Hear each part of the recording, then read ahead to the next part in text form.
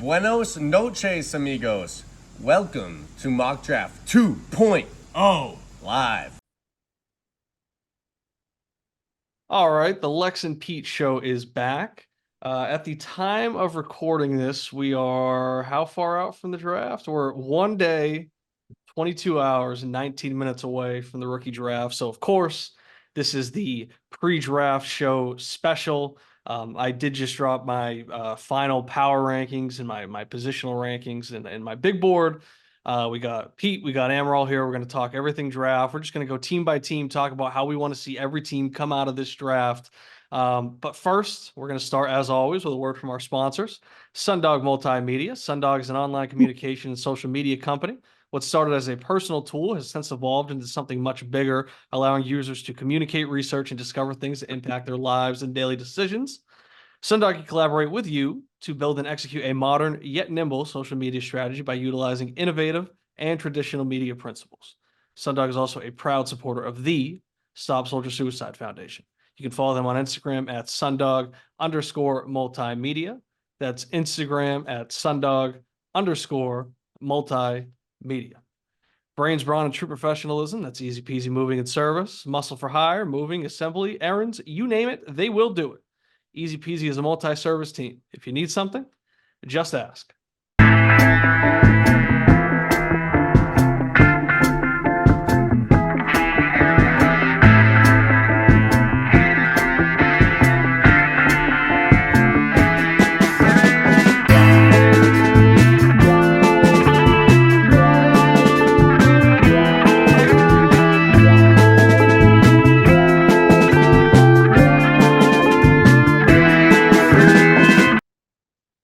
All right, boys. It is time to get into everything. I don't think there's much introduction needed. I think everybody's been waiting for this. As I kind of said in my blog with my final positional rankings, my final big board, we really got the final piece of the puzzle when it comes to analyzing these rookies. We have their landing spots. We also know exactly how the NFL values them with their draft capital. So it gives us more of an idea, is this a first round prospect? Is this a day 3 guy? It answers a lot of questions that we had leading up to the draft. So now we have a good look at that. But we're also going into our rookie draft. And I think that there's a lot to talk about because we got some teams with a ton of picks. We got some teams or one team with no picks. And then we have a few teams that don't get involved until way later on in the draft. So I think that there's a few different perspectives we can look into. We also have 3 teams here that kind of hit all 3 of those things. We got Amaral with the early picks, and he has a couple first rounders. We got me. All I have is the final 2 picks of the draft, and then we have Slippery Pete, who has no picks at all at this time. As we know, that can always change. But Pete, is there anything that you want to say before we get into things? Yeah, just off the top, it's good to be here. It's good to be back on the mic. LP show season 4, 5, KB? 5 of the league, 4 of LP show. I think that sounds right. We're going into season 5. I don't know. I think that we did start everything, or maybe we didn't start at season 1. Maybe there were some test runs. I know that we used to do like the town hall meetings, so that could be, kind of how the content game started for us. Yeah, so we'll call it season 4. I'll have to fact check that later on. But yeah, feeling good. I mean, I started this rebuild November 2021. I think the series of blogs over the last couple of months on LP on our friendswhogamble.com has summed up my position. The vision is here. The vision is now. It was always down to compete in 2024. That's where I am. One thing I do want to get off the top, hardcore, real listeners of the LP show would immediately notice that I'm not in my Malik Willis hoodie today. I'm wearing a black hoodie today. The reason for that is I'm going to drop Malik Willis on the air right now. I just want to put my roster. Malik Willis, we're coming to play this year, boys. Coming to play this year. I've been known as the guy who's done bit after bit after bit in the past. Malik Willis was a player that I traded into the draft to get. I drafted him. I was big on him. He sucks. He doesn't deserve a roster spot anymore. He's going to be a casualty of this year's free agency cycle. It didn't feel right to just, drop him on a whim, so I figured I'd drop him live on air and address it there. But I'm coming to play this year, and the Malik Willis bit is ready to die. So I'm moving on. Yeah, I mean, it's a huge move for you. I mean, that's a guy that you once said was a better prospect than Tua.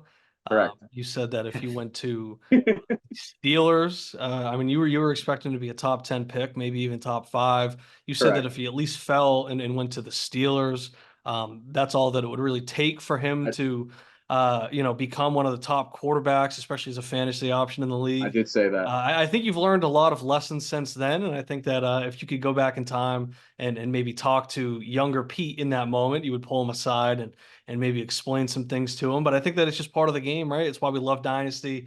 It's all about taking those lumps, learning those lessons, and I think that you're better off for it. Thank you. I agree. And I think it's fair. I mean, I think it's like a team, getting a new coach and getting new uniforms or something. Like Yeah, you're announcing that this is a new era of slippery Pete football, and you're ready to. You said, like you said, kind of shed that skin and move on. correct. I did choose black too. It's a funeral. It's Malik's Yeah. funeral. Oh no, it's very nice. Amaral, how's it going? I mean, this is a big draft for you. I think that everybody kind of had their eyes on this draft for you once you joined our league following the disgraced run of Barron and Kyle. You've come in and I think that you've kind of saved this team a little bit. I think you've put yourself in a good position, but I think that something that's been a common theme with our league especially is that we see these people that are obsessed with getting these picks, but at the end of the day, you have to turn those into players and they have to be successful players. So, it is one of those where you get to the draft day and maybe you realize like, oh shit, like this isn't kind of, what I was expecting. I wasn't ready to make these picks yet. It was kind of nice when I had no expectations. I didn't have to, fill my roster out with everything. But how are you feeling going into this draft? This is like a really, really solid, opportunity for you to, kind of get those building blocks. Yeah, I'm excited. I mean, it's like this is a loaded draft class. Like every year, like probably for the rest of our lives, receivers gonna be a loaded position. But this draft has like, the 6 quarterbacks that went in the first 12 picks in the NFL draft. We're probably not ever gonna see that again. So we have 6 quarterbacks. Running backs really grown on me. I think landing spots a lot of that. I like a few of the backs in this class now, and then receivers just absolutely loaded. Tight end sucks, but I got Laporta last year, so I got that out of the way. But I'm excited. 8 picks. I figure I'm going to stay in the ballpark. It might be 7, might be 9, but somewhere in that range. I plan on making a lot of picks and building the roster out through the rookie draft rather than trading for established guys. Of course there'll be exceptions. Like I traded 108 for Tua and Bowen's 2025 first in that deal as well. I thought that was important to get a QB1, but now I'm gonna look ahead here and try to build through this rookie draft. Yeah, and that's something that I've been kind of talking about in my mock drafts a bit. And it's not specifically for your team or anything, but and it was kind of my take with the Pats too. And eventually I kind of settled on just stick it and just take Drake May. I just want him, just go for it. I don't care if it's, the right thing to do to trade back, get more picks. But I do like the idea of when you have a lot of things to address, just getting as many darts to throw at the board as possible. Because like then you really don't need your percentage to be as high. If you just take a million picks, then it's like, okay, there's only so many spots that you can fill out with that roster. You only need to get X amount of guys out of this many picks. And I think that just broadens your chances. So I think that, where you're at with this year, and then you also have your first next year and then some second rounders, I believe, as well. So it's like, this is just a good opportunity for you to just take as many chances as you want. And then just, hope that you can at least shoot at like 50%. And then all of a sudden you're, getting more competitive. So we'll save the deeper talk about your team in a little bit. You're fourth on our list right now, but I say let's just get right into it and we can start at the top. We're going to start with 1-1. We're going to go in order of how the teams appear in the draft. And then we'll just kind of talk about what we think they should be looking to do with all these things. So Pete, we'll start with you. We're going to talk about Go Tigers. That's Josh Winsper's team with co-owner Mikey Bowen. I think that they got a few different things. I think the one thing that really sticks out, and this might be a short conversation on their team, but they definitely need a second quarterback. They do not have a starting quarterback for their super flex. They could use some running back help. They have Rashid, they have Rashad White. Beyond that, I think it's Zach Charbonnet, not too much. And we know Najee just had the Steelers just passed on his 5th-year option. And then I think they just need general, just depth at wide receiver. They just don't have much going on in that bench. So, Pete, they got one pick. I know that you've been the Mikey Bowen whisperer in the past.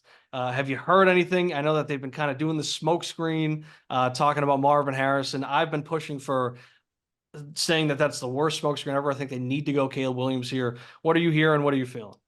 Yeah, I have it on good authority that Josh Winsberg called Mikey Bowen into his office around a week and a half ago. They had a meeting on the pick, and it's safe to say the pick is in. It's Caleb Williams. I think we saw this coming as soon as Justin Fields got relegated to the kick returner for the Pittsburgh Steelers.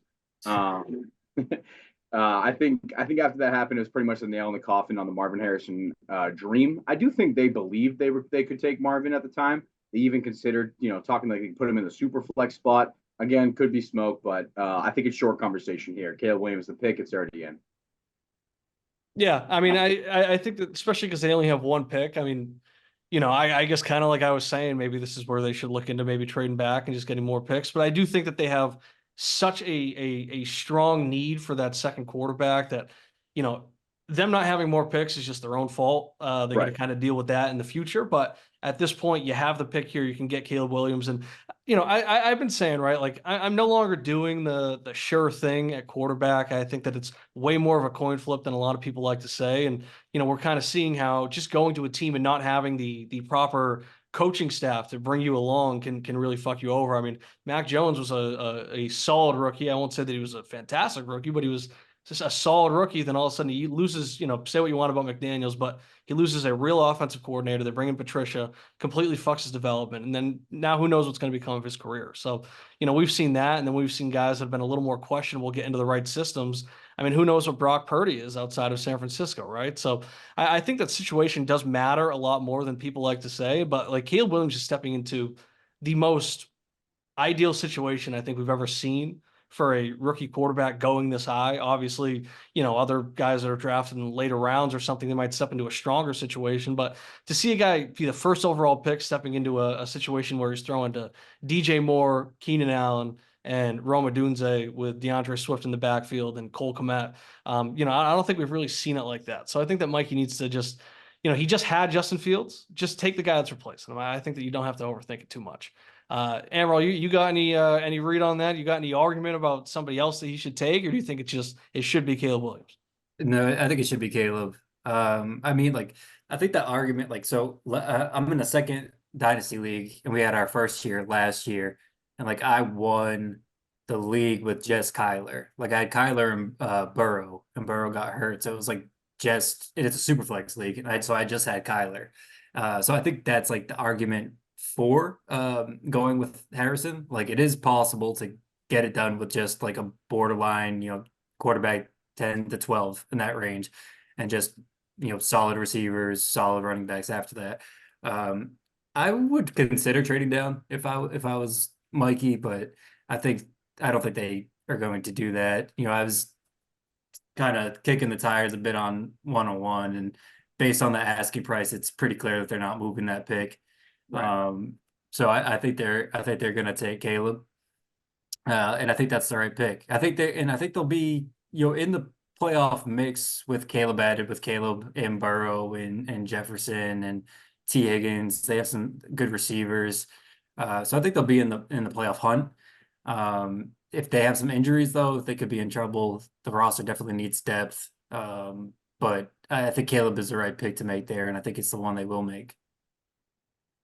Yeah, I agree. And I mean, I've been kind of banging the drum that I think it's a little bit closer than people were saying. And I think that that's kind of become a little bit more of the public opinion. I think that we've slowly, well, starting from the college football season, I'd say it's slow, but I think it happened pretty quickly after the season where we saw that, armor start to rust a little bit on Caleb Williams. And it went from he was Mahomes and a generational prospect to all of a sudden there's all types of concerns, whether they're, football related or people are just not into his personality and the way that he dresses and stuff like that. But I think the public opinions come down a little bit on him.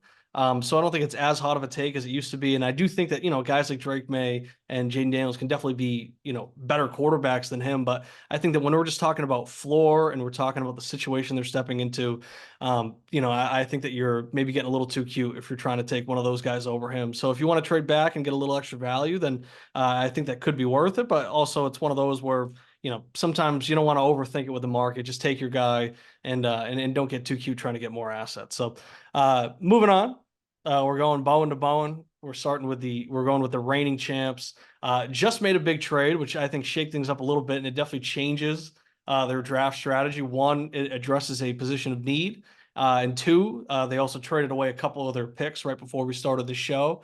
Right now, they are picking with the 2nd overall pick, the 8th overall pick, the 6th pick in the 2nd round, and the 5th pick in the 3rd round. So I think that they can get a little creative here. And I think that, maybe they're hoping that Go Tigers goes with Marv or does something funky like that. And maybe they can get Caleb Williams, because I know that the Zits aren't totally comfortable with their second quarterback situation. Of course, they have Brock Purdy, but behind him, they have Bryce Young. They also have Geno Smith. I think that the Zits would like to get a little stronger there, but I don't think that they want to overexert themselves trying to get to that. So I think that they're going to go best player available throughout.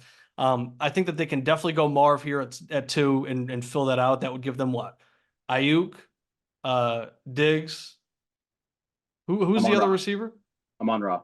Amon-Ra, that's right. And then Marvin, I think that kind of speaks for itself. I think it's a no-brainer. So I think they're definitely going to go Marvin Harrison at 2. I think 8 is where it gets interesting, and it kind of depends on how we start to see things shake out. I think that the top 6 is kind of spoken for. It's going to be the 3 quarterbacks and then the 3 wide receivers. It depends on what happens at that 7 pick, whether that's Brian Thomas, maybe an Xavier Worthy. That's where the Vibers are picking. They don't need a tight end. So I think that if Brock Bowers slips to that 8th pick, I think that's a no-brainer pick for them as well. And I think that if the Zits, as reigning champs, can come out of this draft with Marvin Harrison Jr. and Brock Bowers, I think that's an automatic slam dunk. I don't care what the fuck they do with the other 2 picks. Beyond that, they can kind of, they can go for another receiver if they want some depth in the middle of the 2nd round. And then the 3rd round, we're just talking dart throws. Pete, how are you feeling about the Zits? What do you think that they could kind of do with these picks? And have you gotten any intel on that?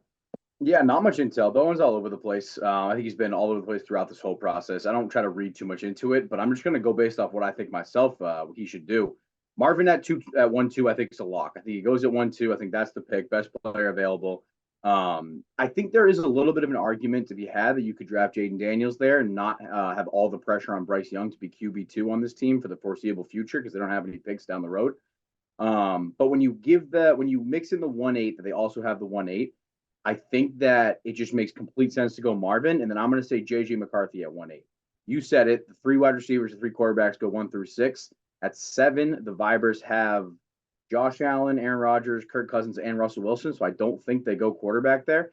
And to get JJ McCarthy, a top, or what you went like 12th, right? Top 12 quarterback, falling into the 2nd best situation. When everyone talks about Caleb Williams' situation, JJ is probably falling into the 2nd best situation a rookie quarterback has ever fallen into, with JJ, Justin Jefferson, Addison, Hawkinson, and a decent line in Minnesota. So, and Kevin O'Connell's head coach.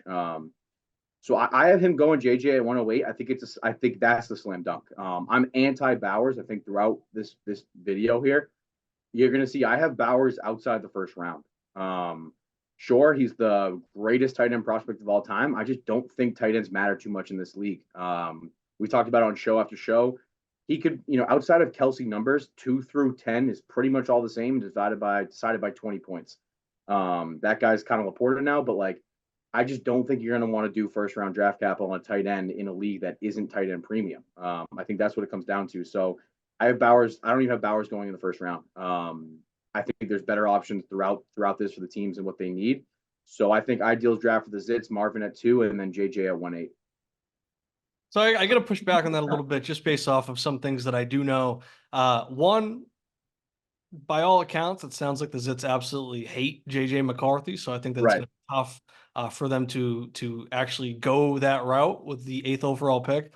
I also think that if the Zits don't take Bowers and he's there and he goes to the Suns at 9, I think that they're going to jump all over him. So I think that that's also something. So I think that, if that's your take on the player, that's your take on the player. I definitely think that's a hot take as well.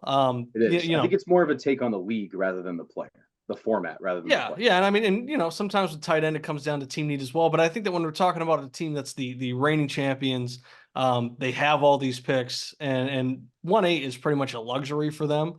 Because if they're not liking one of the quarterbacks there, then what are they going to do? They're going to go Lad McConkey over Brock Bowers. I think that's getting maybe a little too extreme, and that's kind of ignoring the actual profile of the player a bit. So I think that maybe team need that could be where he starts to slip down. I think that's why Bowers is kind of here at this spot in the draft to begin with. But yeah, I think it's going to be tough for Bowers to make it past this 8, 9, kind of 10 spot, especially. I mean, I think even Simcoe could be a player for Bowers at 10. So I do think that it's near impossible for him to actually fall out of the first round. Also, I mean, Right. I've said it. I actually like the Bowers landing spot. I mean, I know a lot of people were hoping that it would be the New York Jets or it would be the Colts or maybe even the Bengals. But I mean, I've been talking about it in the past where I think that Luke Getsy deserves a lot of credit for Cole Kmet kind of breaking out as this fantasy. I won't call him a superstar, but I think he had 2 straight top 7 seasons. I think he was tight end 7 the last 2 years. Coincidentally, that's when Luke Getsy was the offensive coordinator in Chicago. He's now the offensive coordinator down in Vegas.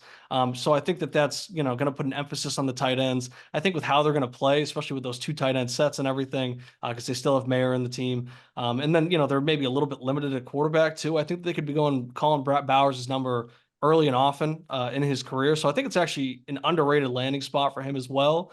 Amaral, what's your read on Bowers? I'm a Bowers fan. I also like the landing spot. Just because he's like significantly better with the ball in his hands than Jacoby Myers is. So I feel like he's going to be the number 2 option in that passing game, like right away over Jacoby Myers. And then obviously behind Devontae Adams.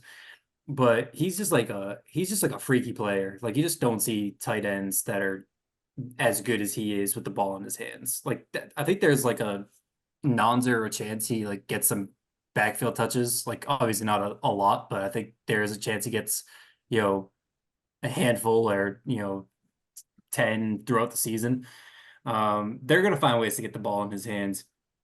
I'm a Brock Bowers fan. I think he ultimately does go in round 1. Like if like I'm obviously not taking him at 104, but I probably wouldn't take him at 111 either. Just given that I have Laporta, but if I didn't have Laporta, I would seriously consider taking him with my second first round pick. Yeah, I mean, and I do agree, Pete, that in a non-tight end premium league, it's a fair assessment to say that we shouldn't emphasize the value, and I think that people might be a little scarred from Kyle Pitts and how he came in the league, and I mean he was a 1,000-yard rookie as a tight end, which is crazy, but the touchdowns weren't there, and then of course since then he hasn't done too much statistically, but I think that when you're going as high as Pitts was going, then yeah, it's maybe not worth it. But I think when we're talking luxury picks and we start to get in the back end of the first round, then we're talking about, okay, wide receiver 5 or 6, or arguably the best tight end prospect of all time. Yeah, And but and I it's, don't at think some you're point you kind of talking. have to put your foot down and say, you know what, I can't allow this person to fall any further.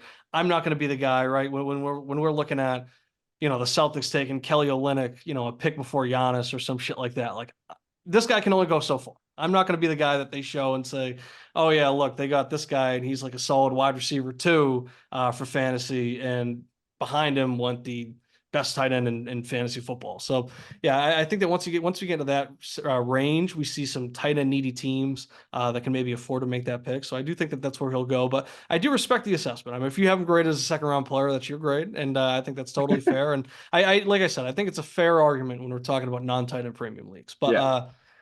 all right. Beyond that, I mean, with the seconds and the thirds, I mean, is there anything else that we want to see Bowen target? I mean, I think that he can maybe make a play at quarterback. I think in the second round, it could get interesting. Maybe he could look to trade up if he wants to try and snipe like a Bo Nix or a Michael Penix, or, who knows how far JJ McCarthy will drop. But yeah, I mean, I think that Bowen kind of he's playing with house money here. If he comes out of it with Marvin at least, and then like I said, if it's Marvin and Brock, then it's like it doesn't really matter what the rest of he does. But all right, I think we can move on now. We can talk about Bowen's trade partner, the 1.5-time champs, Two Pins, who they're kind of taking their team in a different direction now. We thought that they were going to dominate forever, right, with Mahomes and Herbert, and then they were just going to fill in the rest from there on out. Of course, they got Jamar Chase as well, and then when they were winning championships, Cooper Kupp was putting up triple crowns and everything like that. But this team is starting to get a little low. They just traded Stephon Diggs. They got a second-round pick. They got 2 second-round picks. They're definitely looking to get a little bit younger. I think that they also feel like they're playing with house money a bit, having won, at least one legitimate championship so far. And then, of course, the DeMar Hamlin game as well. But they have all these picks. They have a clear need at quarterback too. I think beyond that, it really just comes down to getting youth. Like I don't think that it matters if they go wide receiver, if they go running back. They can use a little bit of both. They are definitely stronger at wide receiver now than they are at running back, but I also don't think that this is the best class to address a running back at either. So I think for them, this is just keep taking best player available wherever they are in the draft, and just hope that you can get some hits and start to churn through that roster a little bit more and get a little bit younger.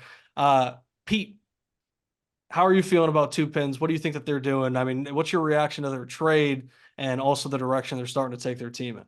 Yeah, this team's dead to me. I reached out to them multiple times during the offseason and got met with nothing but disrespect. If you don't want to answer my text, that's fine. You don't want to decline, that's fine too. You don't want to do anything with me, that's fine. But to choose to be an asshole is one choice that they made, and this team's dead to me. So I'm not working with them anymore. I've blocked both numbers. I don't care about the Two Pins organization whatsoever.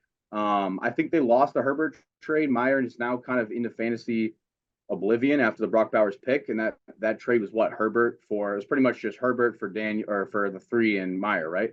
Yeah, there were like some picks thrown in, but it was A couple all thirds maybe. Yeah, Yeah. so I like to see them losing that deal. I think they're idiots for trading Herbert for Daniels straight up, but that is the pick I have there. They traded a quarterback. They still need a quarterback, so they're going to take Jaden Daniels at 3. I love Jaden Daniels. I think he's got the highest ceiling in this draft. I love the landing spot in Washington with Cliff Kingsbury as the OC there. I think Kyler Murray had like a top 10 rookie QB fantasy season of all time under Kingsbury, who just keeps throwing the ball. And then you mix in Daniels rushing upside too. So I think it's a great pick. I think you're getting great value at 1-3. I wouldn't have traded Justin Herbert for it, but I think that's the pick at 1-3. I think that's what they do here. And yeah, they're kind of got a new face on them now. I think it's going to be at least 2 to 3 years before we see them back in the playoffs. Yeah, I mean, they have a lot of guns in the bullet here. So, like I said, we'll see. It depends on how they can hit at these picks. They also have, you know, I guess I got to look at their roster now post Diggs trade, but I mean, they still Right. got some good weapons. So we'll see if they can, continue to trade those away and what they can do with that, or if they're just going to kind of stick and try and, compete and maybe sneak into, the wild card spot at this point. I mean, they are still in a pretty weak division. No offense, Amaral. But it's not like there's too much competition when it comes to trying to win that division. It's really between them and the Vibers. So, I mean, that's one of those where maybe they can see it as, shit, we just got to be better than the Vibers, and then we can get a top 3 seed, and then who knows what happens from there. So I think that there's a lot to see. I mean, Daniels is a guy that I've ranked as high as my QB1. I've come down on that just a little bit, but I still, like I said, I still have it very close with those top 3 quarterbacks. I do like that rushing upside. We've seen what it does for guys that are not great quarterbacks like Justin Fields. We've seen what it does to guys like Lamar Jackson, who's now won 2 MVPs and has been a fantasy monster.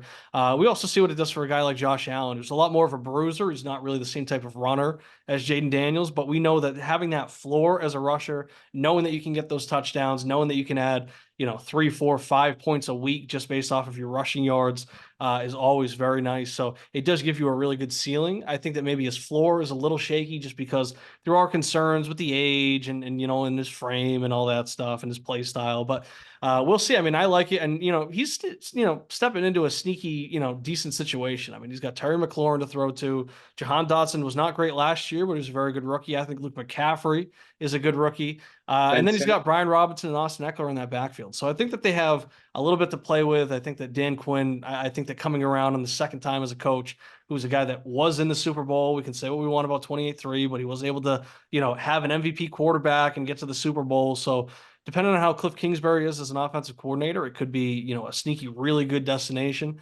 Does worry me a bit. It's the Commanders. Never works out with them at quarterback. Things like that do bother me a little bit. But yeah, I mean, I think the Two Pins, they just got a lot here. I think that they just got to go quarterback, maybe grab a second quarterback in that second round if they want to take another chance, and then just go a bunch of wide receivers. I think that that's the best way they can go about it. Amaral, how are you feeling about Daniels at the top of this draft? And then as another team that has a bunch of picks like Two Pins, what do you think of their strategy going into it? Do you think they should just be throwing darts at the board with guys? Do you think they should be trying to fill out their whole roster? I know that you're not big on this running back class, but yeah, what's your read on Two Pins' strategy going into this draft? Well, so I mean, hold on, let me see my notes here before the pre-trade. So I had obviously quarterback 2, and then I thought they should, because they had 3 third-round picks pre-trade, and I thought they should be taking some running back flyers in that 3rd round. They still have a couple third. They Now still they have have three quarterbacks. 202, 207, and 208. Right. Yeah. So I think the better play now is just like go quarterback 103, receivers in the second, and running backs in the third. I think they need some youth at both receiver and running back. Um, and then the other note I had on them was like if Bowen chooses chaos and goes Jaden Daniels at 2, like what does that do to their plan? Like, do they try to move down? Or are they like just gonna take Harrison, or like do they like take Drake May and like really create a wild scenario? I don't think they would. I think they would just go Harrison. Like, I think it's the top three is locked in. Like, it's Caleb, and then it's probably Harrison, and it's probably Daniels. Um, but if Bowen wants to flip that, then I think two pins would just take whoever's left over. But I mean, yeah, Daniels, it's hard to argue with the rushing upside. Like, there's like no doubt in my mind he's going to be an effective fantasy weapon right away. My concerns are more long term with like his frame and his willingness to take hits. Like, that's not going to fly in the NFL. So I hope he learns to protect himself a little bit and run a bit less. But I agree that he does have the highest ceiling of any quarterback in the class just due to that rushing ability. Yeah, and to what you're saying about, if Bowen were to flip things, I know that he has definitely been considering it. Like I said, when we were talking about his team, he definitely feels like there's a need to address that quarterback too, get another quarterback in that super flex. Um, if that were to happen, I think that after this trade now, I think the two pin should just go Harrison at 3 if that were to happen. I don't think it's going to happen. I do think that it's going to be Jaden Daniels sitting right there for them. But I think that if they were to take Harrison, they got that second overall pick, that second pick in the second round. I think that Penix, Nix, McCarthy were all going to be in that range. If they have to trade up and go get a guy, they can go and do that. But I think that if they wanted to get a quarterback, of course, it is a drop off from that type of prospect. But like I said, I'm not doing the sure thing, thing anymore with quarterbacks. We had 6 guys go in the top 12. These teams are going to give these guys shots. So I think that if you're able to get one of those, McCarthy, Nix, or Penix later in that first round, I think you're actually getting good value. Whether you believe in them as a prospect or not, they're just going to get that chance. And I think it's worth going for. So, yeah, I mean, I think that they got options. I think it's a good idea too they can sprinkle in some running backs in that third round. There's going to be a lot of running backs available after Brooks and Benson. I don't know if we're going to see another second round running back. So with that second and fifth pick in the third round, they should definitely have some solid choices there as well. So yeah, I think that if you just go quarterback in the first, receiver in the second, running back in the third, I think that would be a good way of going probably best player available throughout the draft while also hitting your positions of need going through that. So I think that is an interesting idea. But yeah, Pete, I kind of agree with you. I think that the days of two pins being the big bad wolf, being the standard, I think it's over. I think that's now we're going to start to see, is it one of those where it was like Belichick with Brady and it was, everything was good. And then once he kind of lost that horse and he had to start rebuilding things on his own, it kind of goes back to being, maybe not so strong. Oh, it's not so easy anymore, that type of thing. So we'll see what they're made of. We'll see what they have in them. But moving on, we're going to the 4th overall pick. We're going to our co-hosts here. We got Amaral, we got Sfogliatella picking. They got a lot of picks. What is that? 8 picks I count right now. Eight You got the picks. 4th overall pick. You got the 11th overall pick. Then you have a stretch of 10, 11, 12 in the second round. Then you have 3, 6, and 9 in the third round. You don't have to tell us too much. You don't have to give away your whole strategy. I will say, in my mock drafts, I've kind of been pushing for you to go Neighbors at 4. Adunze is personally my wide receiver too, but I like I've said, I really like the upside that Neighbors presents. I think that he can be a truly explosive wide receiver. I think that he can be one of those top tier guys. So I understand drafting him over him. I think a lot of people expect you to go quarterback. You've kind of addressed quarterback to me. I think that your quarterbacks are good enough. You got Tua, you got Baker. I don't think that should stop you if you love a Drake May, if Jaden Daniels is there and you love him. That definitely shouldn't stop you from taking one of them. But I think you're good enough there. I think that you have bigger needs at running back, but I think more so at wide receiver. I think that we've seen a lot of teams now start to build out their rosters through wide receiver. What are your thoughts on my campaign for you to go wide receiver at 4 and then worry about the rest later? Yeah, I mean, I don't hate it. I'm kind of just gonna take best player available. whether that's Neighbors or a Dunze or potentially May. I haven't made that decision yet. Also open for business, fielding trade offers. I would say it's unlikely that I move the pick, but I am open for business. But again, like I don't hate that strategy at all of going receiver there and then using future picks at plus 111 to move up for a quarterback or staying put, taking a quarterback, maybe grabbing a developmental guy in round, in the second or third round. I think there are a lot of options. I'm just curious to kind of see how the board falls. I have a good idea of how the first three picks are going to go, but picks 4 through 10, I really have no idea. So I think that, you kind of mentioned we have a pretty good idea of how those first 6 picks are going to go. I think the draft really starts at that 7th pick, and I'll have my eyes on that. 7, 8, 9, 10. Really curious to see how those picks go to it, so I can see what I'm left with there. There's obviously potential that I trade up if one of my guys is fall into pick 7, 8. There's a chance I try to move up as well. Yeah, I But mean, we were talking about it with, I was saying how McCarthy, Nix, and Penix are going to be right in that range of that late first, early second. You could almost, I mean, it depends on what your rankings are, but for me, I have JJ McCarthy as the fourth quarterback.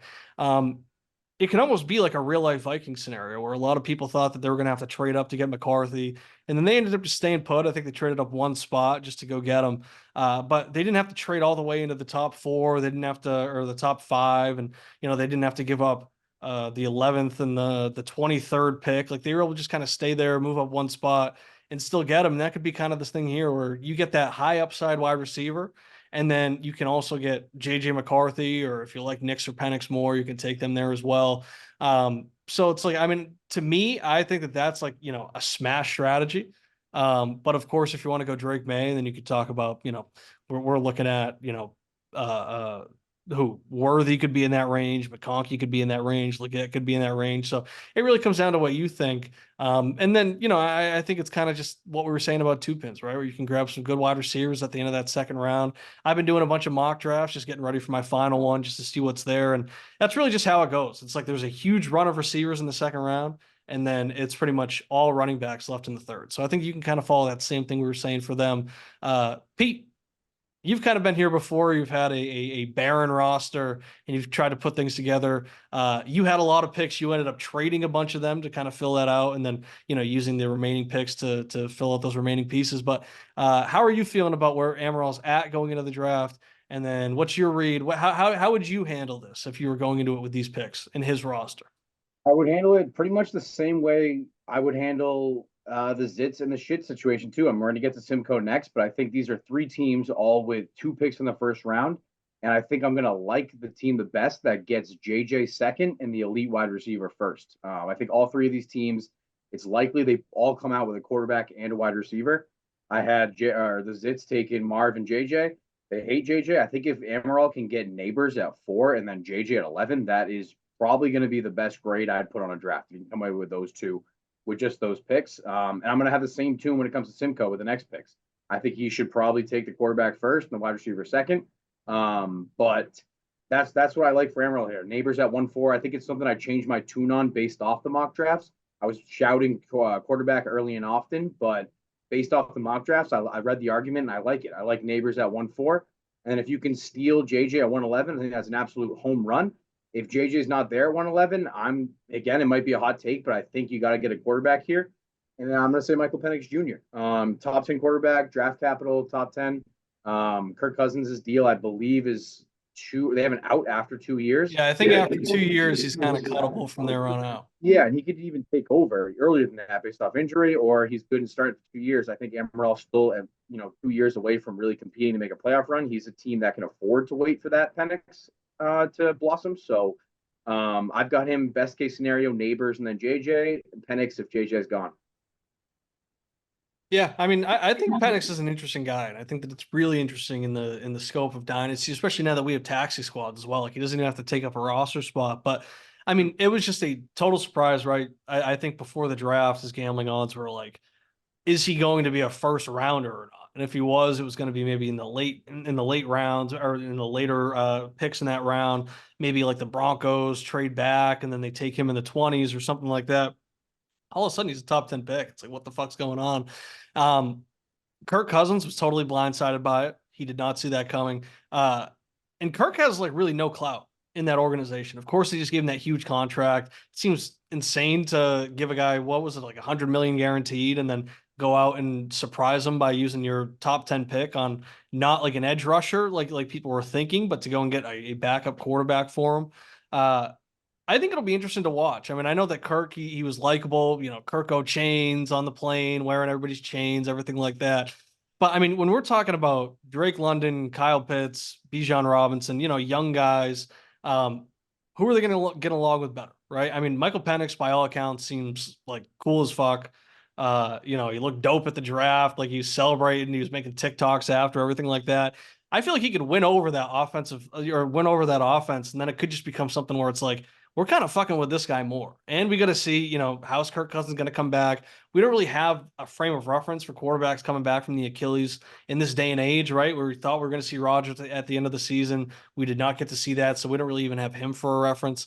So we'll see how he can even come back and if he can play. So I do think it was a bit of an insurance policy for Kirk Cousins now, while also planning ahead for life after him. But I think that Penix is a guy that, we could see sooner than we think. So I think it's an interesting play, not just for Amaral, but for really anybody in Dynasty. I mean, he's going to slip a little bit just because he's not playing right away. And I think that somebody's going to be very lucky to get him, potentially in the second round. So Amaral, you got any closing words? You don't have to give away too much strategy. I will say my final question, I guess. I know that you were saying you've been interested in maybe shopping that fourth pick around. Has the phone been ringing? Have any calls been incoming for that pick? Nothing serious, no. Interesting. Very Nothing serious yet. I would expect there to be like, heat up a little bit, as we get within like the final 24 hours. Yeah. I would expect. We'll see. I mean, we're going to be doing the live first round again. I want to see somebody like on the phone. I want to see two teams on a phone call. They mute themselves on Discord. They're just talking. I would love to see a deal go down just like that. So I think that would be awesome. Something on the clock. But yeah, I mean, we'll see. So, all right, moving on. We got Lamar and the Shits. They have the 5th overall pick, the 10th overall pick, and the 5th pick of the second round.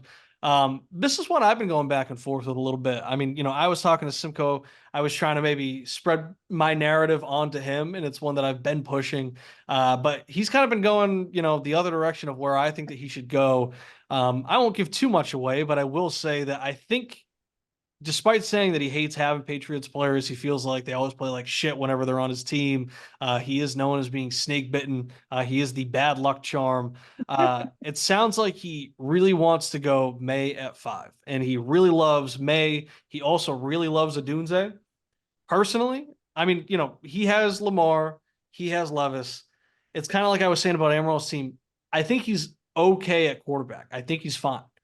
And I mean, it comes down to how you feel about Levis. And I know that Levis is no sure thing. He had a couple big games as a rookie, but I mean, when you look at the overall stats, I think he had like the lowest completion percentage. And I think that could be forgiven when you think about his line, when you think about, an overall lack of weapons and really maybe not the best offensive game plan. I mean, they brought in an offensive coach to be the new head coach. I think that's going to open things up. They went out, they added Calvin Ridley. They went out and got Tony Pollard. Of course, it's maybe a downgrade from Derrick Henry, but I do think that Pollard, Tajay, it's Spears, right?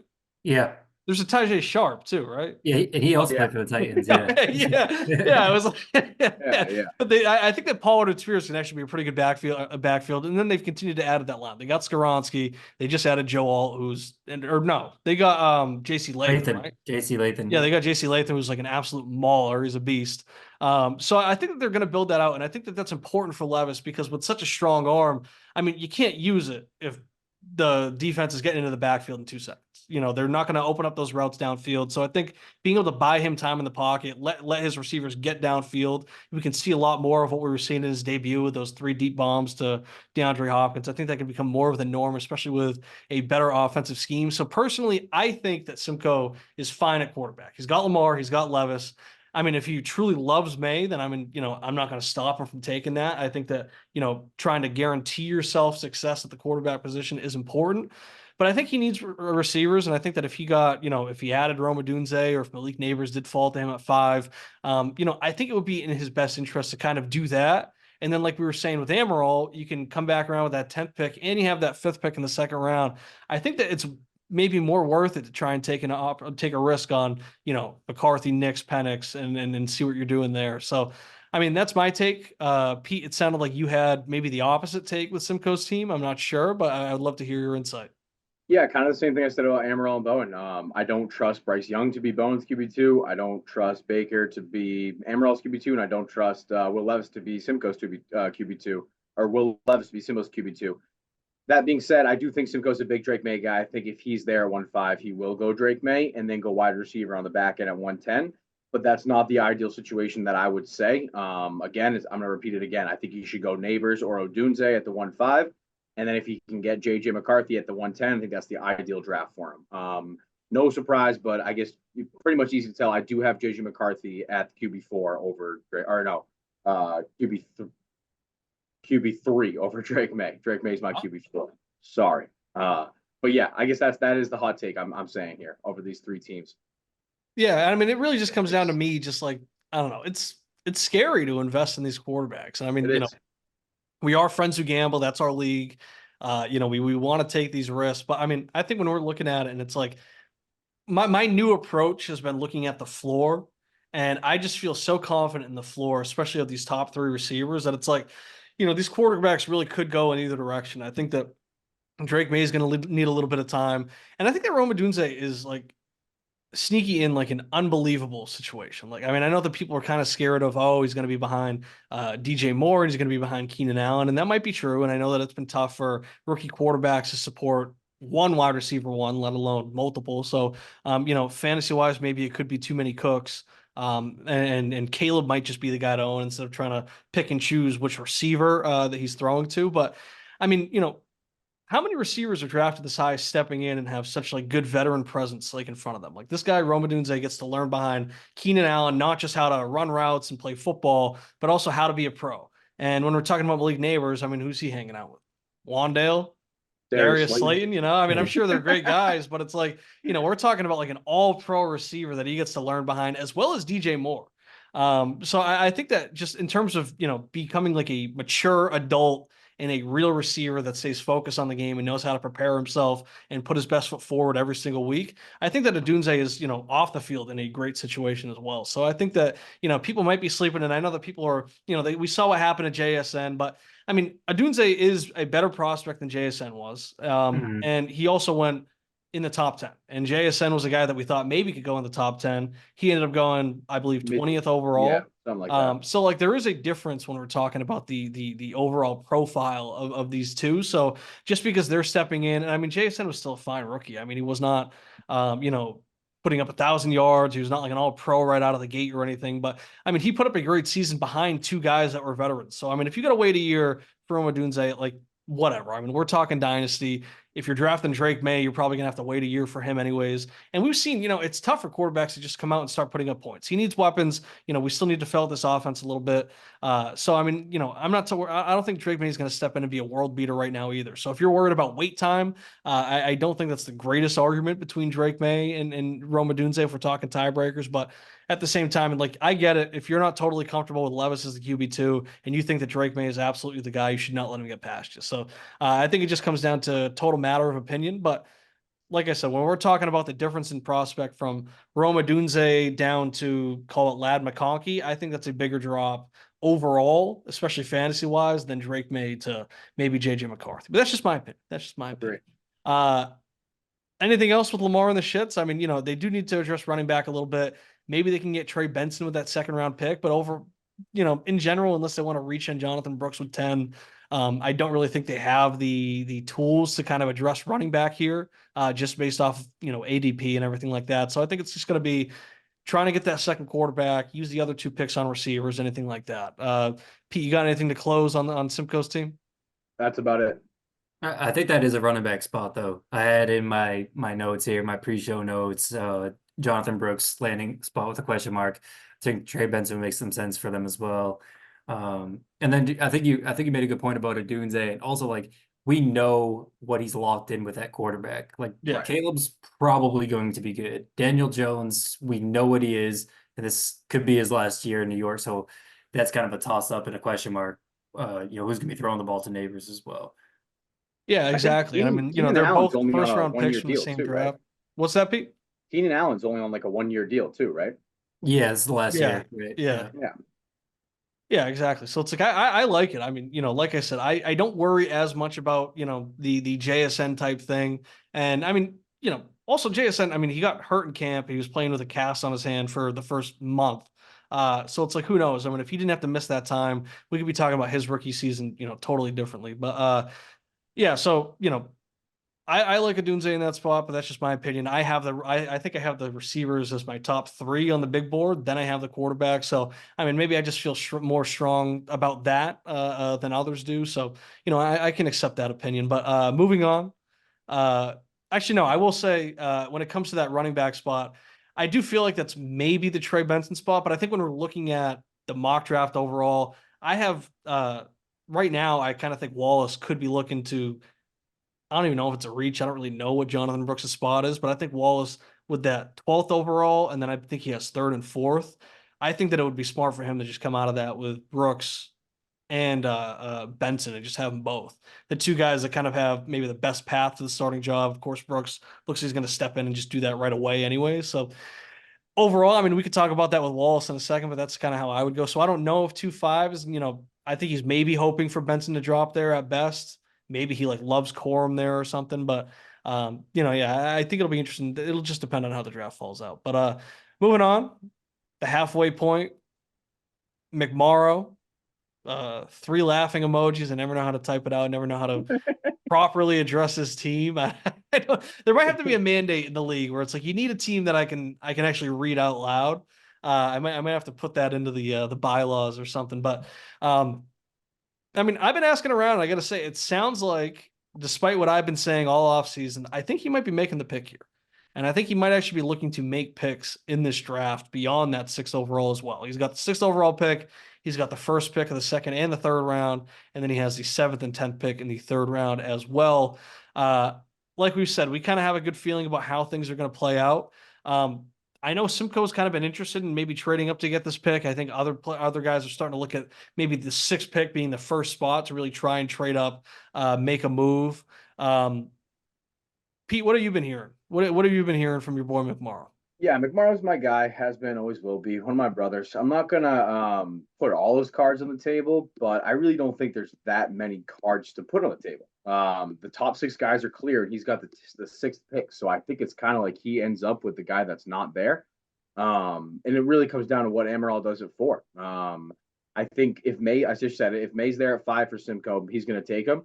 And then if Amaral goes Neighbors, then McMorrow's got Odunze. If Amaral goes Odunze, then I think maybe Simcoe decides to go, or and then McMorrow gets Neighbors. It gets crazy when McMorrow and when Amaral and Simcoe both go Neighbors Odunze, and then McMorrow at 6 has to choose between May or maybe trading back or JJ McCarthy. So I think like in a vacuum right now, either I would say 4 and 5 go May and Neighbors, however they want it is, or however it goes between Amaral and Simcoe, and then McMorrow's pretty locked in on Odunze.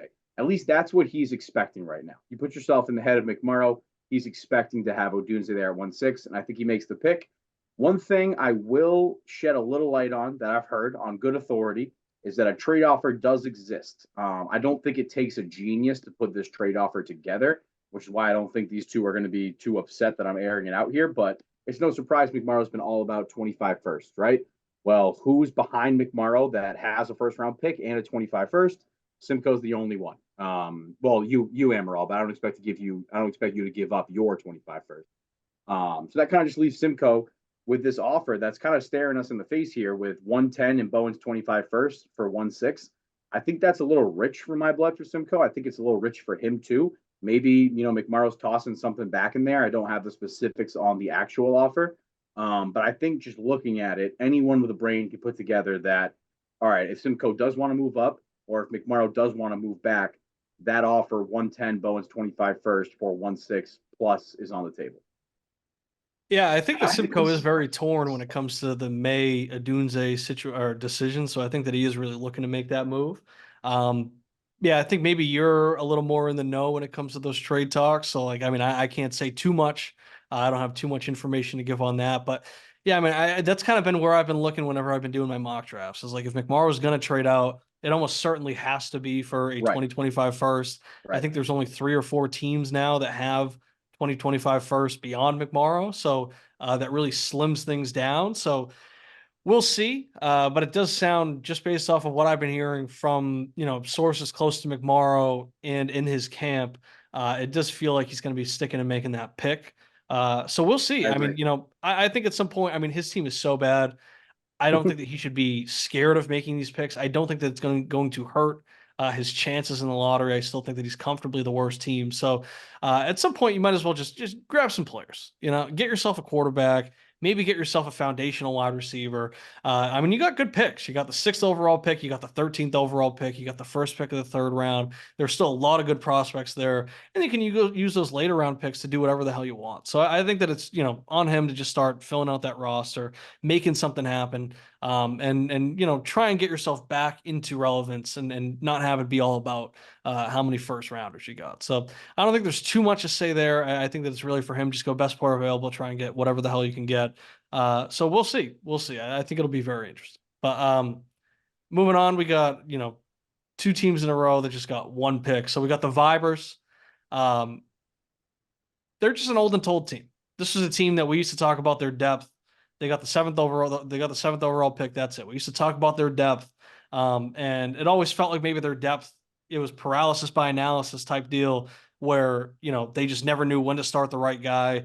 Now all that depth is not as scary. Now Mike Williams is old and he's got injuries. Gabe Davis is not viewed as he was after that playoff game that didn't count for any fantasy points at all, but it did so much for his fantasy stock. Christian Watson is not, viewed as he was coming out of his rookie year. So they don't really have the depth there beyond A.J. Brown. They got Cortland Sutton, they got Deontay Johnson. Their running backs are not, as exciting as they used to be. They're pretty good at quarterback. Even though it's all veterans, I think they're all set. They got Josh Allen, they got Kirk Cousins, they got Aaron Rodgers.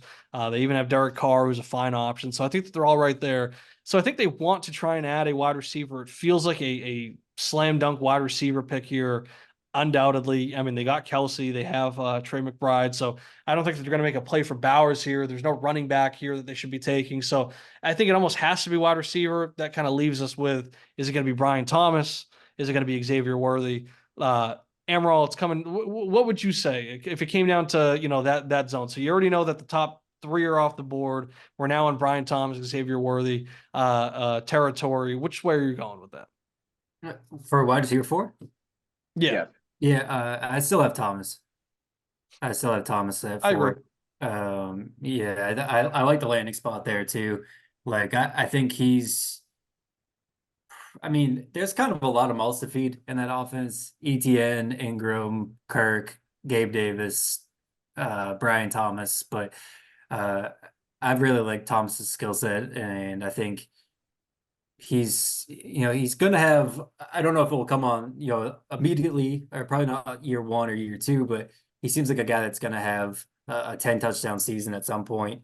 I think he's just going to be a red zone beast, and he can get deep as well. So I'm a big Brian Thomas fan. Worthy's speed, I mean, where do we have him ranked? Like before, like pre-combine, when we were talking about this, like he wasn't. I don't even think he was in our Yeah, top. I mean, I think pre-draft I had him wide receiver 8, and then I had him in the tier with Corley, where I felt like they needed to go to the right team with the right system that would use them properly. And I mean, when it comes to Worth, I mean, of course, that's like a dream spot. You're with Mahomes and everything, and I do think that it's actually going to be good for him. I mean, one, we don't know what Rashee Rice is going to do, but I think that he can come in and just kind of just play that Rashee Rice role and catch the shorter passes, get the yak. I don't have the stat in front of me, but I saw something where it's like, Worthy was not the deep threat that people think he was, just because of his speed. Like he was actually much better as an actual receiver and not just a downfield burner. So it's like he can run those short routes. If the Chiefs can just get him into space and just give him the ball quickly and let him do whatever the hell he wants and, take off and not be able to get caught, then it's good for him. But I think it's also, we're talking about, you got Travis Kelce still there. We don't know if Rashee Rice is going to be there or not. They just brought in Hollywood Brown. So there's a lot of mouths to feed. And I don't think that Worthy is like this bulletproof prospect at all. I do think that people are going to start ranking him higher because of the landing spot, because of the combine. But I agree with you. I mean, Brian Thomas also had an insane combine. He was like the best athlete at the combine. We should not, just because he didn't go to the Chiefs, we should not suddenly start moving him down. I mean, he was like the clear wide receiver one in Jacksonville. They need somebody to step in and take over that role. He's got the size, he's got the athleticism, he's tied to a young quarterback. So I mean, I'm feeling really good about Brian Thomas. I think that this is a really good spot for him. And yeah, I think that he should be the obvious pick at 7. Pete, how are you feeling when it comes to that wide receiver 4 spot? I agree. Obvious pick at 7. You hit it on nail on the head. I got a little more specific with it. Like 3 years ago, Mike Williams was wide receiver 9. In 2021, Deontay Johnson was wide receiver 10.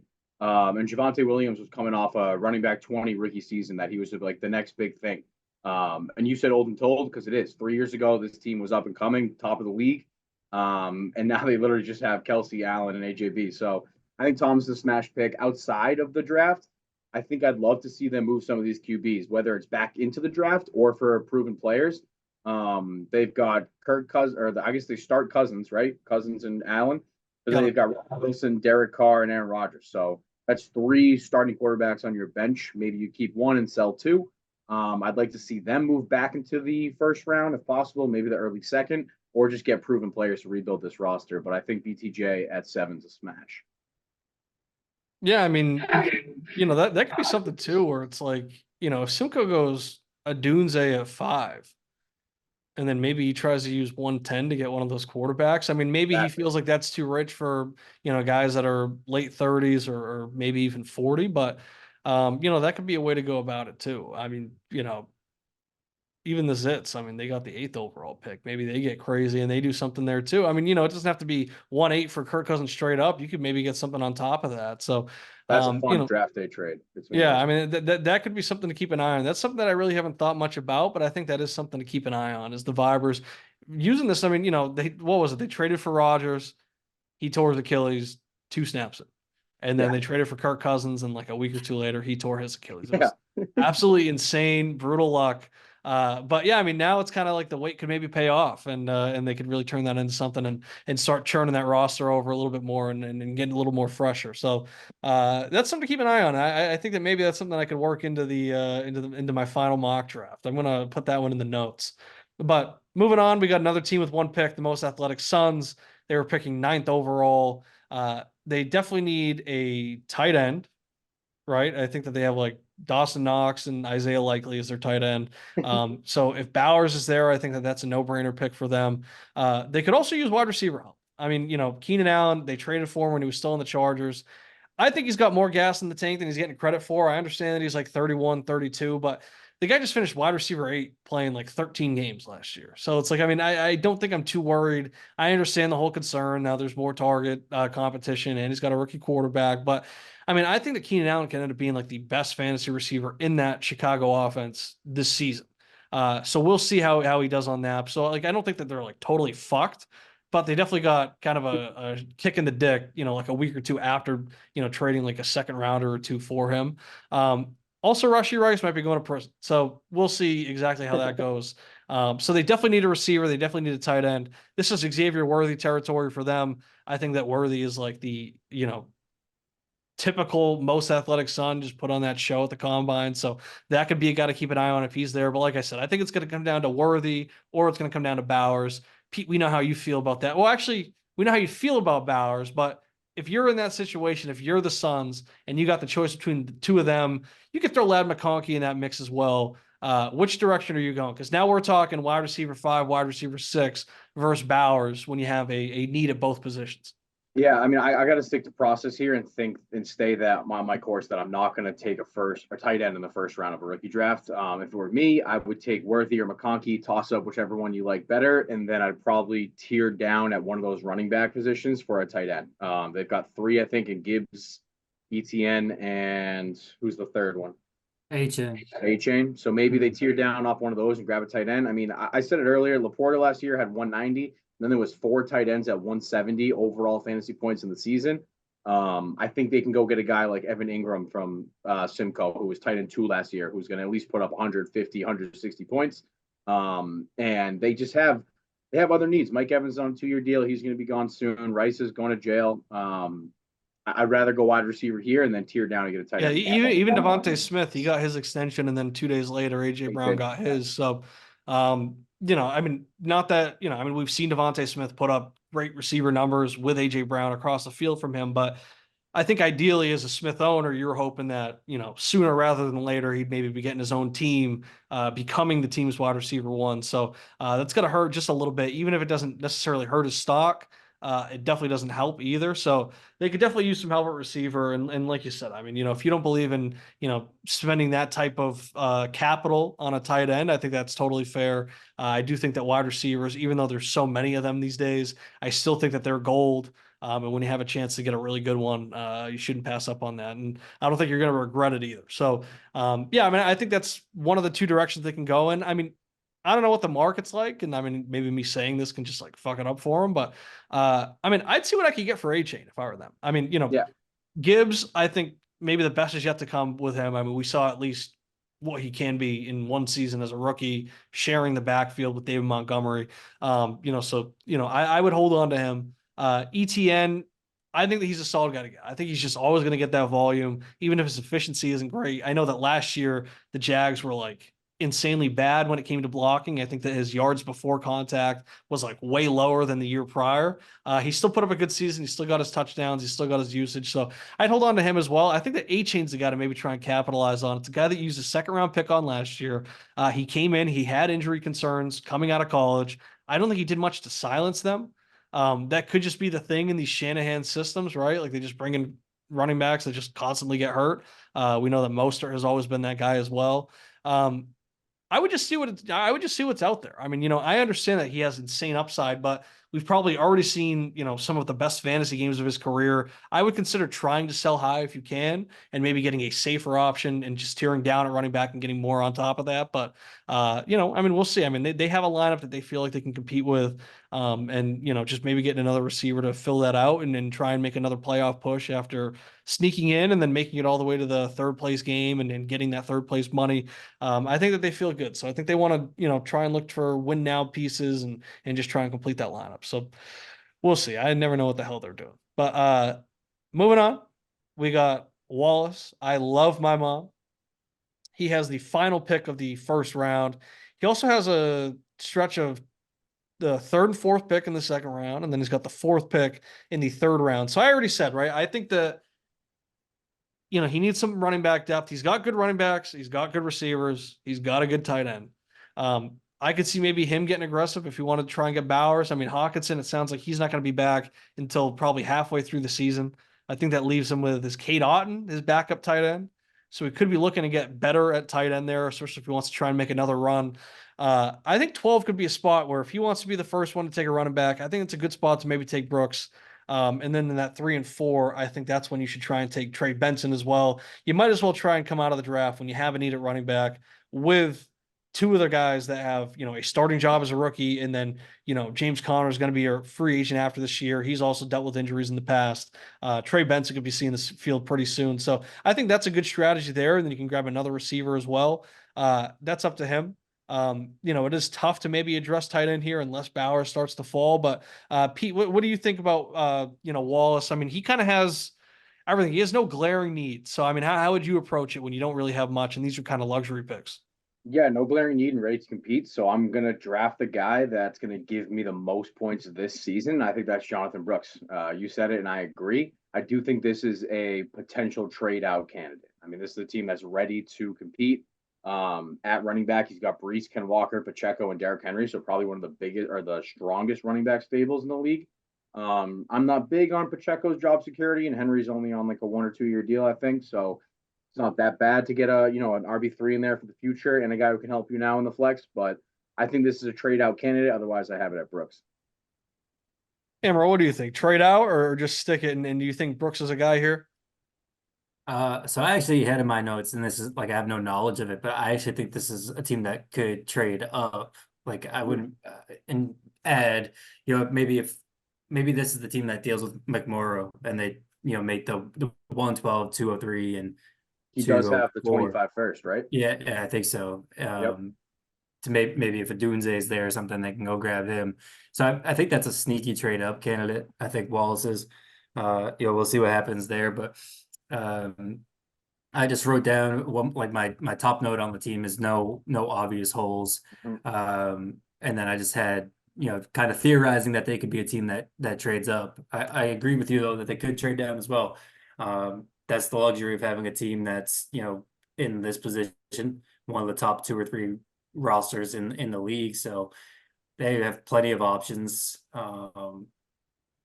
But if they stay put at 112, I think if Bowers slips or Jonathan Brooks, I think those are really nice options for them. Can't hurt to have wide receiver depth either. So whoever's in play there, Leggett, McConkey, or Keon Coleman. I don't know. Yeah, I mean, There's like another guy in that range. Who am I forgetting? Leggett, AD McConkey, Mitchell, I guess, is Coleman, kind of in that range. Pearsall? Pearsall. Pearsall, right? Yeah, Yeah. okay.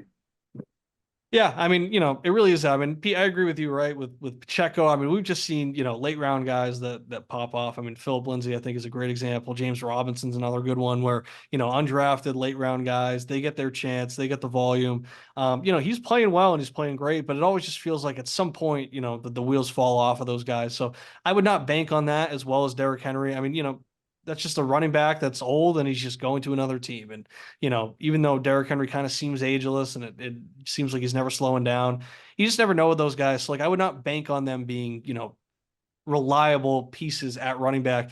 Even Ken Walker, I mean, he's been great when he started, but he definitely took a step back with Charbonnet coming in, and who knows what type of role Charbonnet is going to play in his second year as well. So beyond Breece Hall, there's nobody that I'd be like, oh, I'm like all set at running back. So I think that you got to come out of this stretch with at least one running back. I think it's a good opportunity to get the one guy that's coming into it with a starting job, a guy that would probably be ranked way higher if he wasn't coming off of a torn ACL.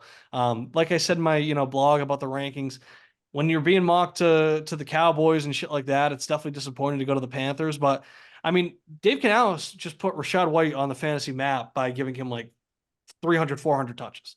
So I think that when Brooks is healthy and he's back, I think that you can expect a similar workload. Maybe they work in Chuba Hubbard and just take a little bit of that off. But I think that Brooks is going to be the workhorse in that offense. So it's like you might as well just go for it. And even if it's like a I wouldn't even call it. It's like a 2 or 3 pick reach. I wouldn't even call it a reach at that point. But I mean, that's just addressing a position of need, and I'd argue that he's the best player available there. It's the RB1 and maybe the only relevant running back in this class over, the wide receiver 7 or 8. So I think that's a good pick there. I do think that trading up is interesting. But yeah, I mean, they kind of just got house money to play with here. So next we got Big Brain. They're picking at 9.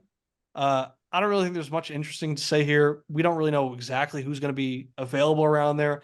I do think that some sneaky guys, we're talking, a Leggett could drop all the way there. That would be like a no-brainer for me. But then we're talking about, Roman Wilson. I don't even know who else, like that kind of Troy Franklin, guys like that. So I think that they just got to get somebody young. They're not really going to be looking quarterback here. I don't think this is worth going running back here with where their team's at. They just got to get somebody young, somebody exciting, hope it turns into something. Last year they used a pick like this on like Kendre Miller. Right. So we'll see what that turns into. I mean, Pete, I don't know if you got any inside info on Big Brain. I don't think there's much interesting to say about them here. I think they're just going to go best player available. No, I mean, I just want to trash them a little bit, if I may. Yeah, go right ahead. So I mean, nothing to do with the draft at all. Just a vibe check on Big Brain. I got 2 quotes from them that they said last week. An anonymous member of Big Brain said, "quote unquote, we just have to be better than Pete, and we're golden." I challenged that a little bit, and they replied with depth and fatigue, ... depth and fatigue, ... So I guess when it comes to Big Brain, they must already have the playoff picture figured out, and I guess it's a race between me and them to get the last spot. I guess if they just have to beat me and they're golden, that feels like their strategy this year. They said it when challenged. Big Brain, they also said another quote. Since the season ended, we traded for a 28-year-old quarterback, a 23-year-old wide receiver, and a 24-year-old wide receiver. We are making moves. End quote, referring to Deshaun Watson, George Pickens, and Khalil Shakur. So, that's where Big Brain's at. They're feeling good about adding Watson, Pickens, and Shakur. They plan to run it back this year and compete, and they've got to figure it out. They just got to beat me, which shouldn't be a problem because depth and fatigue, depth and fatigue. Yeah, I mean, Big Brain's kind of entering that most athletic sons territory of just pure delusion, where they're looking at past success and they're not necessarily factoring in different things like luck and just the randomness of fantasy football. So they think that they're all set. I mean, they missed the playoffs last year. They've steadily regressed since year one, where they were by far the most dominant regular season team maybe I've ever seen in fantasy football. I mean, they drafted for a redraft mindset when the rest of us were getting young guys and using higher picks on youth and trying to build and put together these foundations. They capitalized on that. They got a bunch of running backs. They were able to just run it down our throats with like 4 different guys. And they put up insane regular season numbers. I believe they have 0 playoff wins through 4 seasons, right? Correct. Right. We've gone through 4 seasons. They've gotten 2 first round buys.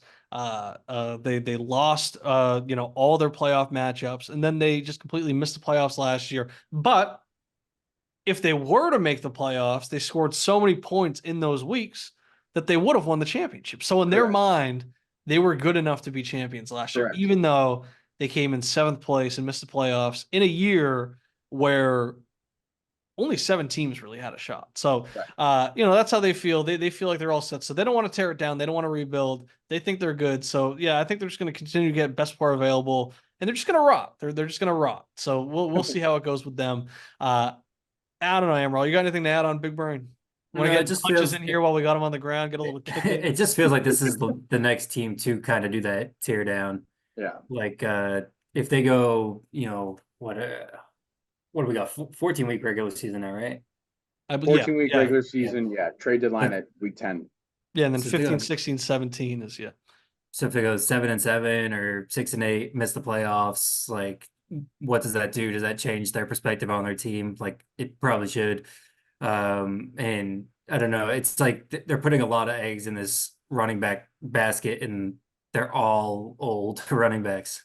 Like it's what Eckler, McCaffrey, Mixon. Who's the 4th one? They have a 4th back. Chubb. They got Chubb coming back. Chubb, and I think there's one more that's healthy but old. Let me see. CMC, did you say McCaffrey or McCaffrey? Yeah, McCaffrey, Mixon, Eckler. J.K. Dobbins. They got Dobbins back. Hold on. While you look it up, one thing I will say, Connor. They got James Conner. Connor, right?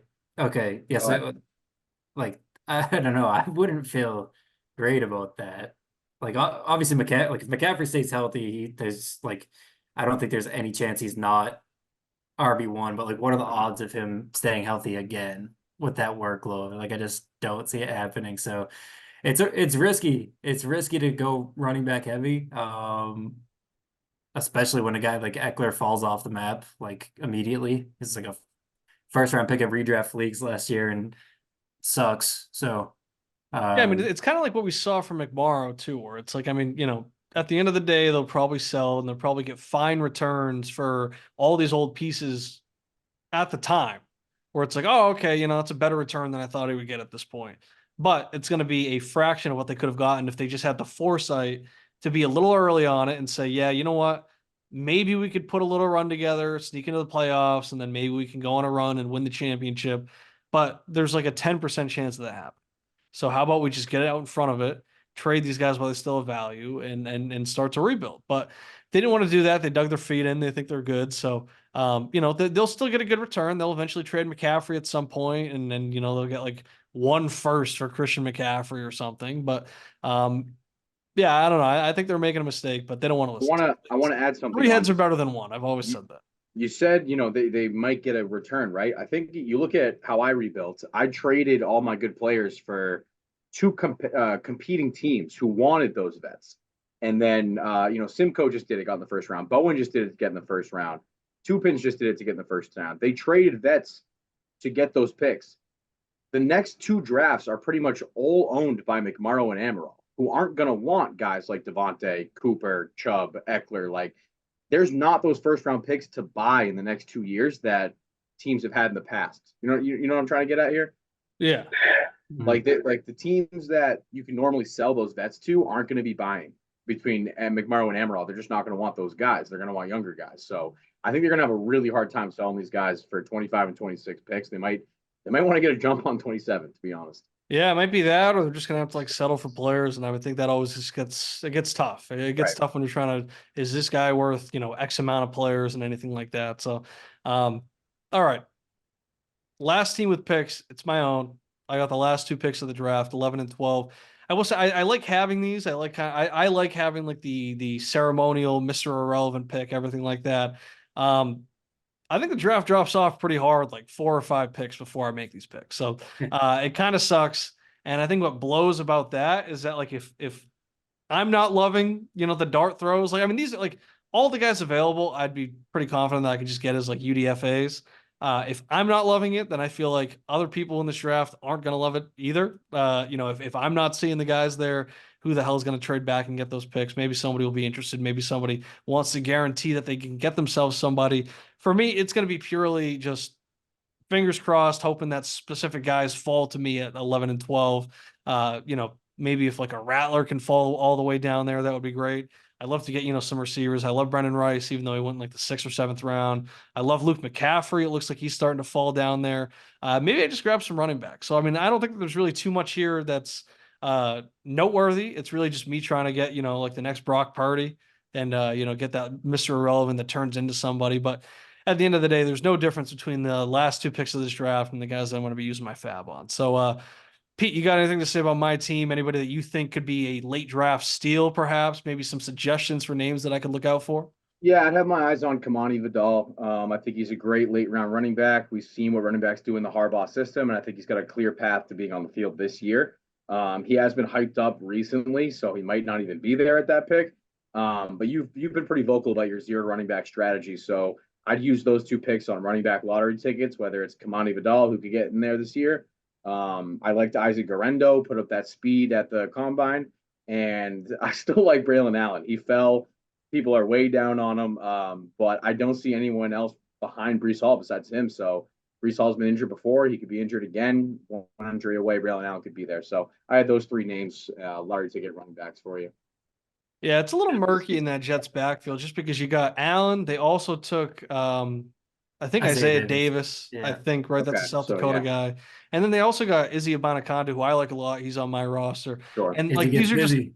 these are just three guys that are all like 3rd and 4th round picks. So I think that it's all equal investment. So it really just comes down to which one do you like the most. I do think with Allen's size, I think he brings something that those other guys don't. So that could be, that could bode well for him in trying to get, that backup role, anything like that. But I mean, as I said in my blog, once we get kind of past, I like Shipley, Irving, and then is it Loeb, the guy from Wow, I UNH, think. right? Wow.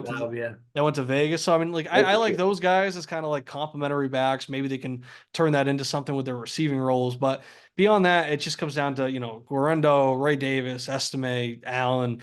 Ray These are all Davis, guys I like. you're hoping that an injury happens so they can get some relevance. So it's going to be tough for anybody beyond that. I said it too though. I like Vidal. I like Rasheen Ali. Those are both guys that are Harbaugh running backs now. So there's just a chance that if their number's called, they could become some type of a workhorse or something. We know how much both of those guys love to run the ball. So I think that those are good late round dart throws. Amaral, you were the guy that gave us Romeo Dobbs. You've given us good names in the past. You got any suggestions for some late round dart throws? I know you got some later picks too. I mean, not really. Like I was going through it like last year in the 3rd round. I liked the depth running backs there. I liked the landing spots more. I thought they had like a clear path to touches, maybe not in year 1, but in year 2. And then like the guys I took were Tajay Spears and Chase Brown, and they had both ended up getting touches in year 1.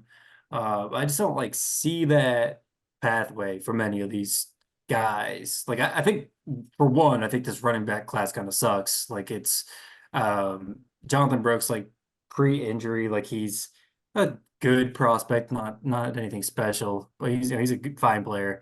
And then I think there are like legitimate questions about everyone, like starting at the top of the running back draft board, and then as you get deeper, I think it just really falls off. I think it's just a completely lackluster running back class.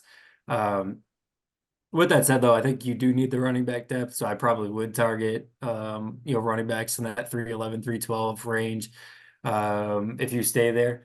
I think I think there's a chance still that you'll hit on a guy that could fall into a meaningful workload at some point this year or next, just based on how the running back position is and the attrition at the position. Yeah, I think I'm going to look at it more so like, how I rank the player might be the tiebreaker, but I think that when it comes to the running backs, I'm going to be looking at that where, you know, if a guy went down, are they going to be next in line? I think that if I can get that succession plan and, get a guy like how Zach Moss was popping off when Jonathan Taylor was out, or like you said, Chase Brown, started getting touches in that backfield. All of a sudden, he started eating into Mixon's workload and then making a name for himself. Yeah, I want a guy that has, maybe the most immediate path to that type of production. And then, if it's between two or three guys, then my pre-rookie draft analysis and my post NFL draft analysis will, kind of serve as that tiebreaker. But, another guy I want to shout out, Aeneas Smith. I know that it's loaded in that Philly a wide receiver room. Obviously, they have AJ Brown. Of course, they have Devontae Smith. But this is a guy that he plays a separate role from either of them. He's going to play in the slot. He's a smaller guy. He can run great routes. It might be tough for him to just get huge production. But if we're talking end of the draft, probably an undrafted free agent, I think that that's a good guy to look at. Pete, you're the guy with no picks. So you're going to be looking at these undrafted free agents. You were the guy that picked up Puka Nacua. I believe you also got Kyron Williams as an undrafted guy. Correct. I think with the quarterbacks, you were using third round picks to get them. But, do you have a next Puka Nacua? Do you have a guy that we should be keeping an eye out for? No, there's never gonna be a next Puka Nacua. And if it is, we're not gonna know until he already is it. I think the only thing I'll stay in response to that is I do intend to spend 90% of my fab budget on the first week after free agency. I will have my entire bench filled with lottery picks, pretty much of all these names that we just threw around, and then I'll try to move them for second or thirds down the road as I've done year after year. So I'm not really. There's no next Puka Nacua I have. I'm just gonna take 6 or 7 or 8 lottery picks like I do every year and hope it turns out that way. Yeah, I mean, I think it's a good method. I think it's a good way to go about it. So, and sometimes those guys turn into just legit players. Sometimes they turn into Puka Nacua, Right. where in hindsight you're like, holy shit, I can't believe I almost traded him for A one second. second rounder. Yeah. And like you look back on that now and be like, oh my god, I'm like I'd the be dumbest sick. person I alive. would be absolutely Yeah. sick. So I mean, I think a lot of people laughed at you back then. A lot of people felt like, they were maybe all set. I know I felt like I was all set at wide receiver. You know, I still think at the time I was fine at receiver, but now knowing what it became, it's like, well, shit. I mean, I could have spent 1 second to get him, or something like that. But Yeah.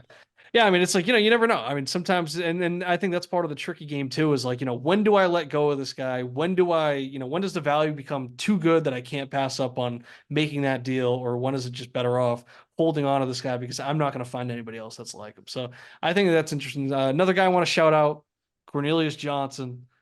I love. He had one less reception than Roman Wilson last year at Michigan. He got drafted to the Chargers. There's really not much competition there. And I mean, I don't know how much they're going to throw, but he's played in that Harbaugh system. He can be productive. He didn't get the touchdowns that Rowan Wilson got, but I mean, he got those targets, he got those yards, he got those catches. I'm not going to sleep on him. That's a guy that's absolutely not going to be drafted. I think he's worth picking up in camp. So, I mean, I think there's a lot of interesting names. If you look at the bottom of my positional rankings, I think that kind of 19 through 25 range, that final tier that I have at receiver, I think those are guys that aren't going to get drafted that I think are pretty interesting. So I think those are people that I will be looking at with those final picks as well, while also trying to use my fab. I mean, I'm down pretty much, like half my fab at this point, but I'll be spending. I'll be spending for sure. Pete, you got anything else on your team? Anything? I don't know if you're trying to get back in the draft. I don't know if you're all set up just sitting back and waiting. Yeah, no picks in this year's draft. 2-2 for Kyron was my big move. I did want to shout that out. I think that was crazy savvy by me. I traded the 1-1 for the 1-2 and 2-5. And then I ended up trading 2-5 and Bowen's 25 first for Stafford, Singletary, and 2-2. And then I moved 2-2 for Kyron. So I've told Bones this to his face. I think I fleeced him on it. I think Kyron is a top 10 back this year. He was RB6 last year with 240 total points, I think. To get that value as my RB3 at a 202 on a team that I need depth on, I think is incredible. I'm not scared by Corum. I think Kyron's still a top 10 back this year, and getting him for 2-2, I think was absolutely money, especially when Bowen had just moved 2-2 basically for Diggs straight up. So I'd rather have Kyron than Diggs this year, and I think it works with my favor. Already having 4 stud wide receivers, I needed that third running back. So I think that was my big move in the draft. I do have 2 guys that I have my eye on. I'll keep it behind the curtain for now, but there will be an offer or 2 from me for a guy or 2 guys in the top of the second round that I'm going to move my 27 first for, or my whole set even for 27 picks for a guy in the top second. I'll keep the name behind the curtain for now, but I don't expect to move into the draft. I expect to trade my 27 set of picks after the draft, like the day or 2 after. Interesting. Very interesting. Couple You other like names the I want to shout you like the out. Milwaukee Bucks. Yeah, exactly. Yeah. I mean, KB said in his blog, it's the Rams method. I'm going all in this year. I Yeah. don't need a first. I'm ready for it. So Yeah. that's where I'm going. A couple other guys I want to shout out. Love. I'm not sure how to say his last name totally. Ben Sinnott. Yeah. Senate. Love him. Senate. Yeah. Absolutely love him. I was telling Pete, I was telling the boys when we were watching the draft. I just watched him in that K-State. I don't know if it was K-State, Iowa State. They were playing in the snow. He was just an absolute beast. He's been on my radar ever since. I kind of want to bump him up to my tight end too, but I said in my blog, I don't want to get greedy. But that's a guy that he is very versatile. He can play tight end. He played fullback. So he can come out of the backfield. He can run routes. I think that in Kingsbury's offense, I think they can use him in a lot of interesting ways. So I would not sleep on him. I don't even know, I had Sanders dropping a ton after the draft. He went way later than expected. I don't think I necessarily love the Panthers situation there, but at the same time, we saw Dave Canales make Kate Otten look pretty good. So I mean, if Sanders is the better receiving option there, I like that. But I like Sino. I like Theo Johnson. If Waller retires, he's stepping right into that. Unless you love Daniel Bellinger, and then Kate Stover, I like him too. I mean, that's an Ohio State guy. He just went to Houston. His value is going to take a big hit just because one, I don't think a lot of people are looking at the tight end 5 in this class, but also he's behind Dalton Schultz. But I mean, we've seen how quickly jobs can free up in the NFL, and all of a sudden guys are on top. So I mean, if he has any type of rapport, just being Ohio State guys with CJ Stroud, I think that could be, a very quick hit. But also one last guy that I shouted out in the blog, Jordan Travis. Ideally, I don't think he profiles as a great pro, but I think as far as like these back end quarterbacks go, he's probably in the best situation where Aaron Rodgers, it looks like they have like a 2-year window in New York. So he could be stepping into a starting role while developing behind Rodgers, in the next year or two. So I think that's interesting. I don't know if you guys got anybody else or any final comments on this draft. But I mean, I'm ready to go. I mean, we are how far out now? Less than 48 hours. Yeah, we are 1 day, 20 hours, and 48 minutes away from the rookie draft starting. So I'm feeling good about that. Pete, you got any closing statements on this? No, I feel good. I'm ready to go. I'm ready to watch the show this time instead of having the pressure on my shoulders. And RIP Malik Willis. Since you have no picks, so you're unbiased, who's your prediction for winner of the draft? One of the 3, Amaral, Bowen, Simcoe, if they can get an early wide receiver and late JJ McCarthy, that's going to be my favorite draft this year for sure. But from the sounds of it, it doesn't seem like all 3 of those guys are going to go that way. So I don't know. Yeah, I mean, I'm ready to get working. I think as soon as we hang up, I might start working on this mock draft. I'm feeling good coming out of this. Amaral, you got anything else on this? Yeah, going back to Senate, I have him as my tight end too. I have him above Sanders and Theo Johnson. And then Stover, and then Eric All. I like Eric All. Yeah, I had Eric yeah. All and Tanner McLaughlin. Those are 2 guys that were Yeah. drafted by His Cincinnati. tight So end it's class like, I mean, sucks, but it just could be, one of those, and especially with Eric All being an Iowa guy, it's worth it. But yeah, I mean, I think realistically, none of these guys beyond Bowers have become like, crazy must-have guys. But I think when we're talking about end of the 3rd round, probably, undrafted free agents, you're probably going to get these guys for like $1. So if you could what's the find over/under on tight ends drafted? 2.5. 2.5. 2.5. I think Sanders still gets drafted. I do too. So I think 2.5. Or And you you could go got 1.5 under? with like really heavy Yeah. juice on the over. Huh. You go like Interesting. 1.5 Yeah. minus 250 or something. And It's two. I think it's 2.5, and I think I have the over. Yeah, I think it's two. The line's 2.5, and I think I have the over. I don't know. If I'm sitting there at 3 or at 311 or 312 and Sennett's there, That's what I'm thinking. I could be looking that way. But I did, Greg Dulcich, he did survive the draft. A lot of people thought Bowers was going there. He survived that, so I do feel good. Gesicki, I mean, maybe he becomes the guy. Maybe he becomes the tight end in Cincinnati. So I mean, I'm not starting right now. Yeah, so like I'm not desperate at tight end. So I don't know. Maybe I try and just like, take my chances on him in the waiver wire if I feel like I have the room. But I gotta make some cuts too. I think right now I'm over the roster limit. So I got some tough decisions to make. There aren't guys that I think are like I have like one or two guys that are like for sure guys that I have to cut, but it's tough beyond that. So we'll see how I go. All right. We'll leave it at that. We'll close. I'm gonna try and get this posted. I mean, I should have it ready for tomorrow. I might wait. Maybe I'll do like a tomorrow night drop. Maybe I'll do like a draft day morning drop or something. We'll see. We'll see how I get things done. But we got this coming. We got my final mock draft coming. And then I don't know, maybe we get some I don't know, maybe Pete, maybe Amaral, maybe they submit their own mock draft, something like that. I don't know. We could always mix it up a little bit, but I don't know, maybe Jordan and Mitch, they could do like a mock draft show, something like that. So we'll figure it out.